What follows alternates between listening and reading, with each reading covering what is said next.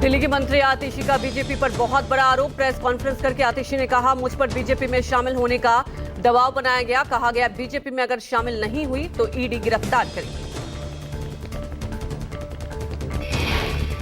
और अगर भारतीय जनता पार्टी नहीं ज्वाइन करी तो आने वाले 1 महीने में ईडी द्वारा मुझे गिरफ्तार कर लिया जाएगा। आतिशी ने कहा, मुझे सौरभ भारद्वाज, राघव चड्ढा, दुर्गेश पाठक को जेल में डालने की तैयारी हो रही है। आने वाले दिनों में मुझ पर, मेरे रिश्तेदारों पर रेड की जाएगी। आने वाले कुछ ही दिनों में मेरे पर्सनल रेजिडेंस पे ईडी की रेड होगी।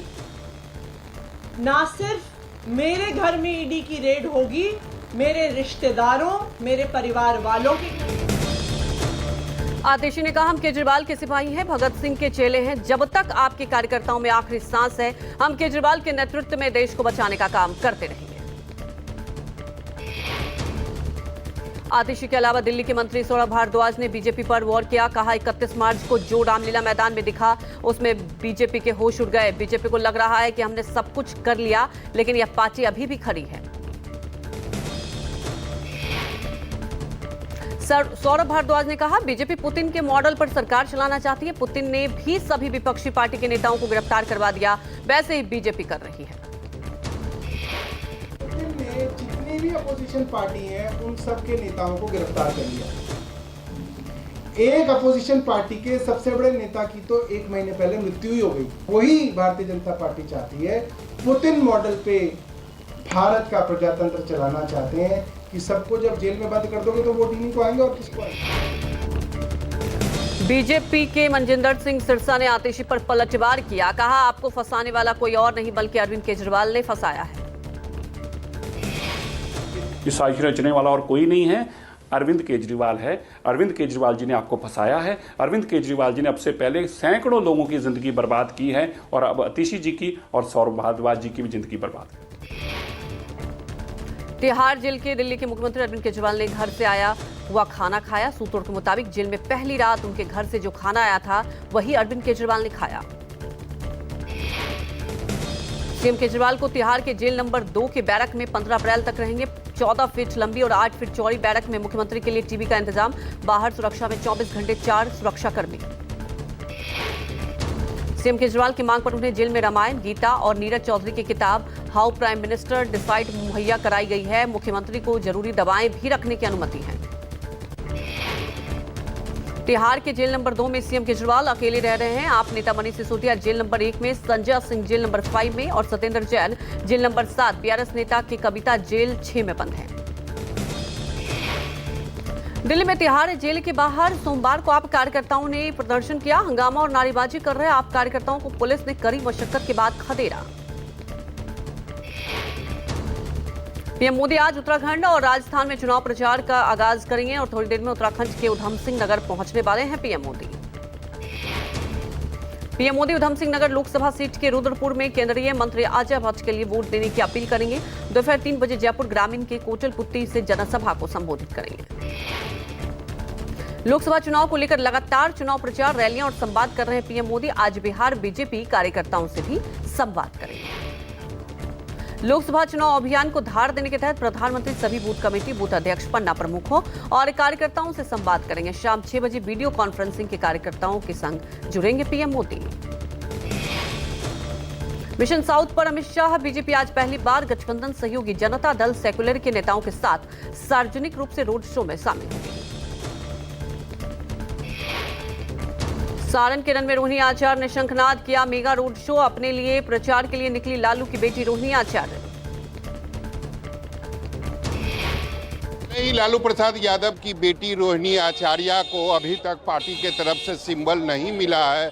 उसके बावजूद रोहिणी आचार्य जो है वो सारण के चुनावी यात्रा पर निकल चुकी है। आप देख सकते हैं रोहिणी आचार्य के जो गाड़ी के काफिला हैं वो लालू आवास से, यानी लालू प्रसाद यादव के सरकारी आवास से निकल रही है। सारण से रोहिणी आचार्य प्रत्याशी बनाई गई हैं और इस सीट पर रोहिणी आचार्य का मुकाबला बीजेपी के राजीव प्रताप रूडी से होगा।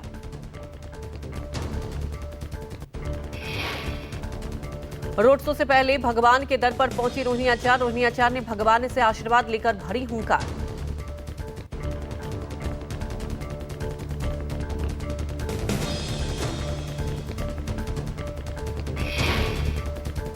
बिहार कांग्रेस में आज एक और कद्दावर राजनेता की एंट्री। मुजफ्फरपुर से बीजेपी सांसद अजय निषाद आज करेंगे ज्वाइन कांग्रेस और अजय निषाद ने बीजेपी से इस्तीफा दे दिया। बीजेपी ने मौजूदा सांसद का टिकट काटकर नए चेहरे को मौका दिया है। मुजफ्फरपुर से सांसद अजय निषाद ने सोशल मीडिया एक्स पर अपने नाम के आगे से मोदी का परिवार हटाया।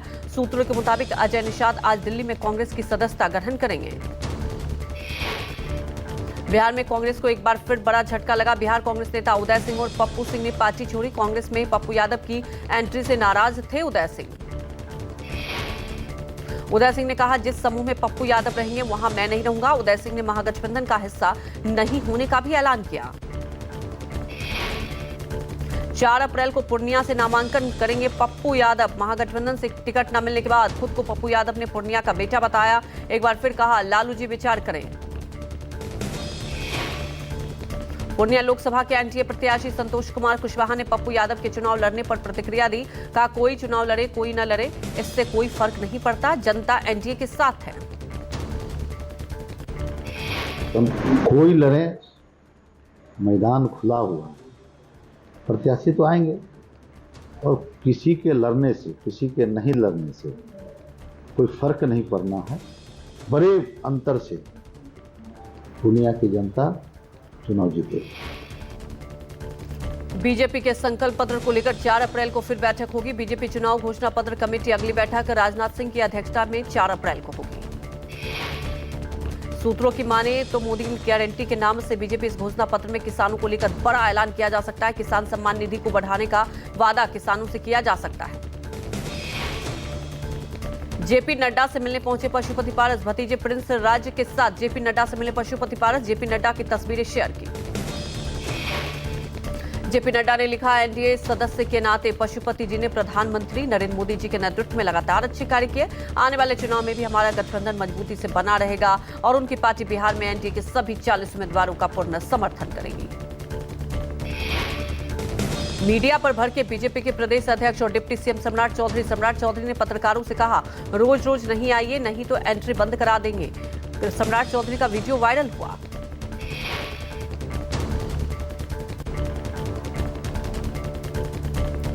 मंदिर गए हैं, एंट्री बंद करा देंगे भाई, बात आप लोगों को रोज रोज मत आइए।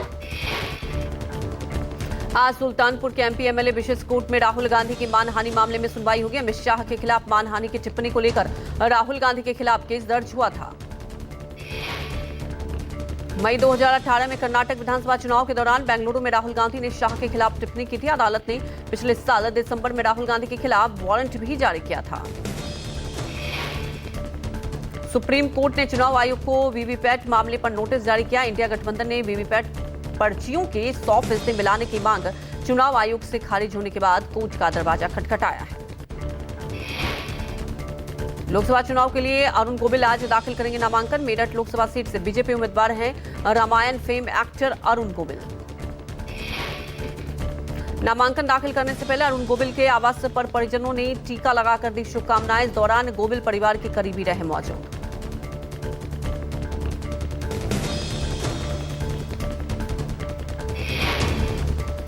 यूपी में समाजवादी पार्टी ने सोमवार को लोकसभा चुनाव के उम्मीदवारों की एक और सूची जारी की। सपा ने मेरठ से भानु प्रताप सिंह की जगह अतुल प्रधान को टिकट दिया। वहीं आगरा से पार्टी ने सुरेश चंद्र कदम को मैदान में उतारा है। मेरठ से बीजेपी के अरुण गोविल के मुकाबले उतारे जाने पर अतुल प्रधान ने सपा अध्यक्ष अखिलेश का जताया आभार। एक्स पर पोस्ट पर लिखा, मेरठ की महान जनता की आवाज बुलंद करने और सेवा का मौका मिला। कांग्रेस ने आगामी लोकसभा चुनाव के लिए प्रत्याशियों की एक और सूची जारी की। महाराष्ट्र में अकोला से पार्टी ने अभय काशीनाथ पाटिल और तेलंगाना के वारंगल से कादियाम काव्या को टिकट दिया। यूपी में जयंत चौधरी के आरएलडी को लगा बड़ा झटका। पार्टी के राष्ट्रीय उपाध्यक्ष शाहिद सिद्दीकी ने दिया इस्तीफा।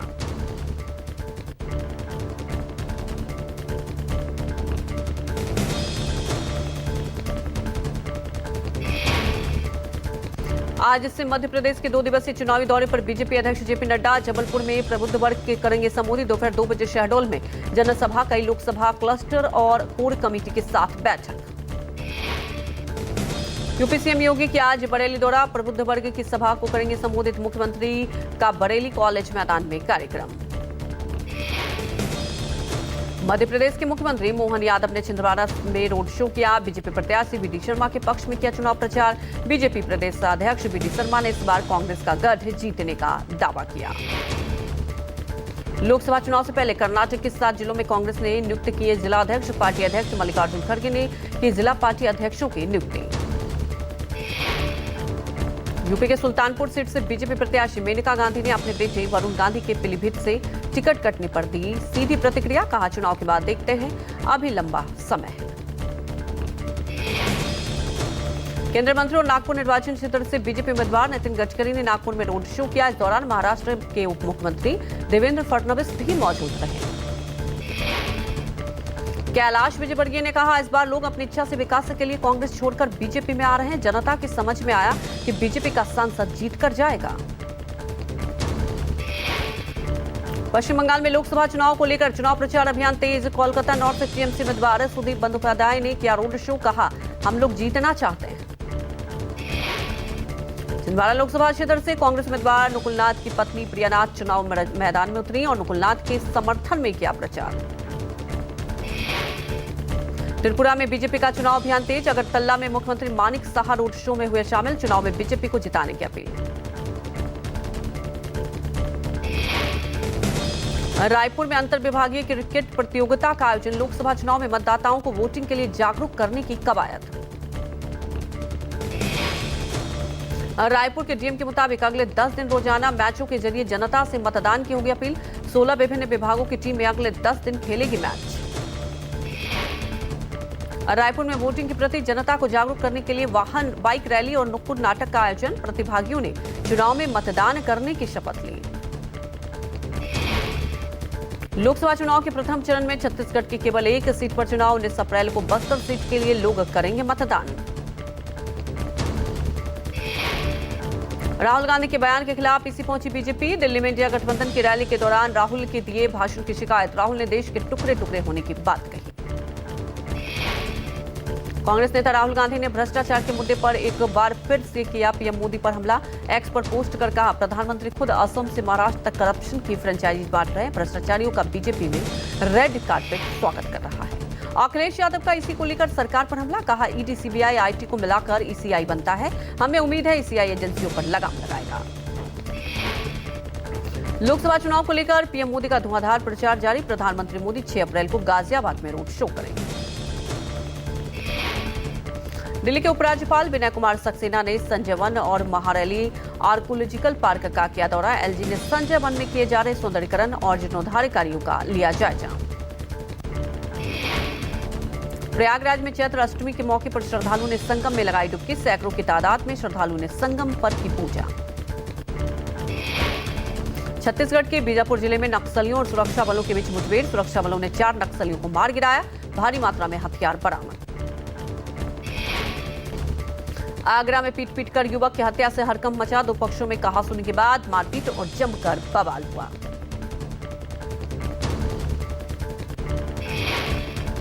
दो पक्षों में लोहे की सरिया लेकर मारपीट हुई। इस दौरान सरिया से एक युवक की इतनी पिटाई हुई कि उसकी मौत हो गई। युवक की मौत के बाद हंगामा बढ़ गया। युवक के शव को थाने के सामने रखकर लोगों ने नारेबाजी की। पुलिस ने समझा बुझाकर शव को हटाया। पुलिस ने युवक की हत्या मामले में 3 आरोपियों को हिरासत में लिया।